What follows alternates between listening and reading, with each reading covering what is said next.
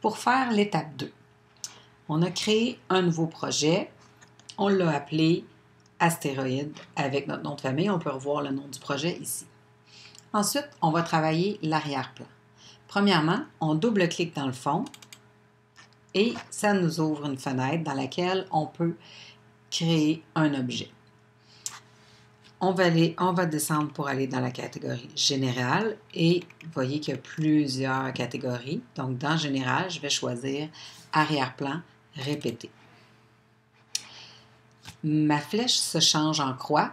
Quand je vais cliquer dans la feuille, ça va automatiquement m'ouvrir l'éditeur d'arrière-plan. On l'appelle aussi l'éditeur de texture. Donc, je vais ouvrir le dossier et à ce moment-ci, je dois me souvenir qu'à l'étape 1, j'avais préparé mes images. Donc, je vais aller naviguer pour trouver les images que j'avais déjà préparées.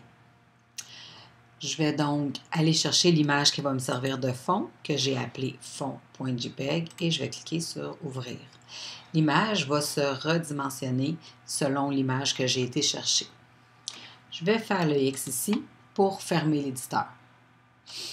Ensuite, je vais agrandir l'image pour qu'elle corresponde à la zone qui est pointillée dans mon projet. Vous voyez qu'il y a un pointillé ici. Je veux recouvrir cette zone-là pour être sûr que mon image de fond couvre bien toute la grandeur du projet.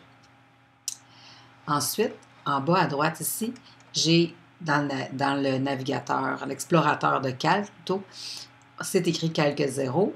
Je vais changer le nom. Avec bouton de droite, je vais faire renommer et je vais l'appeler arrière-plan. Je préfère travailler sans accent et sans espace. Donc, ce que je vais faire ensuite, pour être sûr que rien se déplace et que rien bouge de mon fond pendant que je travaille, je vais utiliser le petit cadenas ici et je vais verrouiller mon calque d'arrière-plan. J'ai terminé l'étape 2.